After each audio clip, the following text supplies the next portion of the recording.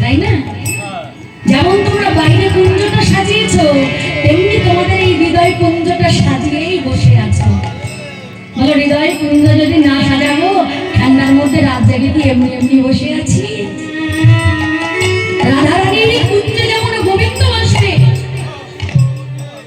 তেমনি আমরাও আমাদের এই হৃদয় কুঞ্জটা সাজিয়ে রেখেছি। কবে তোমার করুণা হবে, কবে তোমার কৃপা হবে? আমরাও যে আমাদের এই দেহ কুঞ্জটা সাজিয়ে তোমার আশাপথে নয়ন দিয়ে বসে